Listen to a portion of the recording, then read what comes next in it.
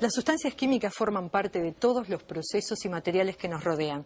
La mayoría de las sustancias químicas nos aportan confort, nos ayudan a promover la salud, pero al mismo tiempo algunas sustancias químicas tienen propiedades peligrosas.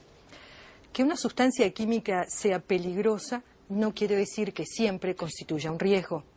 El peligro es una propiedad intrínseca de algunas sustancias químicas, pero el riesgo ocurre cuando existe exposición. No puede haber daño si no hay exposición. Una sustancia química a la que nos exponemos durante corto tiempo en dosis muy altas nos puede dar una intoxicación. Es en el ambiente laboral donde existe el riesgo de exposición a dosis más altas y muchas veces a tiempos más prolongados. Es por eso que en nuestro país tenemos desde el año 2009 el decreto 307, que tiene como objetivo proteger la salud y la seguridad de los trabajadores de la exposición a los agentes químicos peligrosos. Este decreto tiene dos características fundamentales. Una de ellas es que establece la obligatoriedad de estar informados, pero al mismo tiempo de informar a los trabajadores sobre el peligro de las sustancias químicas. Y, en segundo lugar, también establece que es necesario evaluar el riesgo en cada sector de trabajo, de manera de saber cuál es la dosis o el tiempo al cual puede un trabajador estar expuesto durante su trabajo. La información sobre el peligro de las sustancias químicas, según este decreto, debe estar claramente explicitada en las etiquetas y en otro instrumento que conocemos como la ficha de datos de seguridad. La etiqueta, de acuerdo a este sistema global armonizado, debe contener alguna información básica. Por supuesto que el nombre del producto, el nombre de su proveedor, su fabricante, su distribuidor, pero debe transmitir en forma rápida y muy clara si hay un peligro del que debemos estar atentos. Este peligro se transmite mediante unos símbolos. Son 9 los pictogramas que transmiten la peligrosidad de las sustancias químicas. El primero de ellos refiere a la capacidad de explotar. El pictograma de explosivo significa que una sustancia es altamente reactiva, muy inestable y puede explotar. El siguiente pictograma muestra la propiedad de ser inflamable, la de tomar fuego, encenderse con facilidad. El siguiente pictograma, que también tiene una llama y un círculo, refiere a las sustancias que son comburentes, gases que liberan oxígeno y facilitan la combustión. También está el siguiente pictograma, que muestra que se trata de un gas a presión. El siguiente refiere a la toxicidad aguda, es decir, la peligrosidad de causar un problema de salud en dosis altas en tiempos cortos. El siguiente refiere a los peligros para la salud que derivan de la exposición persistente, prolongada, crónica. El siguiente muestra la propiedad de corrosividad, es decir, de causar lesión de la piel o de los ojos. Luego vemos el pictograma del árbol y el pececito, que refiere a la toxicidad para los organismos acuáticos. Finalmente aparece el pictograma, que es un signo de admiración, que es utilizado en varias situaciones. Cuando una sustancia es tóxica, pero no tanto como para poner el pictograma de la calavera, cuando una sustancia no es corrosiva, pero es irritante, y también cuando una sustancia es peligrosa para la capa de ozono. La etiqueta tendrá además otra información. Va a tener palabras de peligro o de advertencia, y estas palabras son peligro o atención. También tiene frases que identifican el peligro, que nos dan un poquito más de información. Por ejemplo, tóxico en contacto con la piel o aerosol extremadamente inflamable. Al mismo tiempo, en la etiqueta hay frases que implican un consejo de prudencia para evitar el riesgo.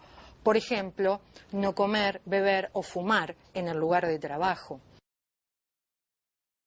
La ficha de datos de seguridad, que debe acompañar todo producto químico peligroso, tiene información distribuida en 16 secciones. La primera es la que identifica el producto y el proveedor. La segunda es la que transmite rápidamente los peligros que es la misma información que vimos en la etiqueta, los pictogramas de acuerdo a esas diferentes propiedades peligrosas que podría tener la sustancia. El tercer punto es el que nos dice cuáles son los componentes de ese producto. Algunos productos tienen un solo componente, otros productos químicos son una mezcla de componentes y deben estar detallados en la ficha de seguridad o ficha de datos de seguridad.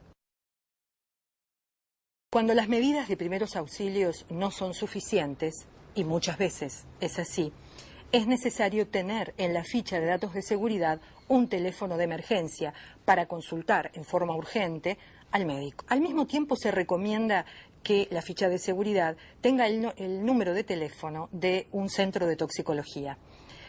Los trabajadores pueden llamar al centro de toxicología para obtener información sobre la sustancia química y el accidente, pero al mismo tiempo los médicos o el equipo de salud que asiste en el caso de accidente puede consultar a un equipo especializado que está de guardia las 24 horas. En nuestro país, el centro de toxicología está situado en el Hospital de Clínicas y un médico de guardia está a las 24 horas al teléfono 1722. La sección 5 se refiere a las medidas de lucha contra incendio, es decir, que establece cuáles son los tipos de medidas para combatir el incendio, por ejemplo, el tipo de extinción, de extintores a utilizar. También refiere a las medidas de protección a utilizar en caso de incendio en el que esté involucrada esa sustancia. Y también incluye la formación de compuestos, de nuevos compuestos, a veces más peligrosos, a partir de la combustión de esa sustancia.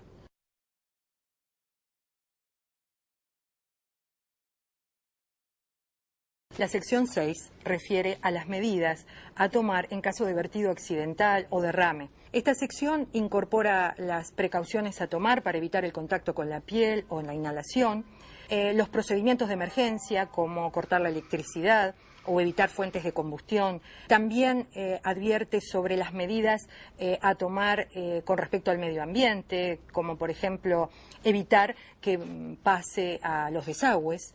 Debe explicitar cómo actuar frente a ese derrame en términos de cómo limpiarlo, cómo contenerlo o con qué material absorberlo. La sección 7 refiere a la manipulación y almacenamiento seguro de las sustancias químicas. Esta sección incorpora información necesaria para evitar justamente los vertidos o los accidentes que comentábamos. Refiere fundamentalmente a las condiciones de almacenamiento y a las medidas de protección que hay que tener durante la manipulación. Con respecto a las condiciones de almacenamiento, lo que intenta evitar es que ocurra una atmósfera explosiva o que la sustancia química pueda inflamarse. Tiende a evitar también que haya reacción entre dos sustancias que son incompatibles o que el efecto corrosivo de alguna de ellas pueda destruir los envases o los materiales que hay en el lugar. También en esta sección 7 de condiciones de almacenamiento seguro se incorporan medidas de prevención para la manipulación. Por ejemplo, aquellos que son corrosivos deben almacenarse en envases apropiados y deben almacenarse lejos de picos de agua porque reaccionan con el agua. Aquellos productos que son inflamables deben estar lejos de fuentes de combustión.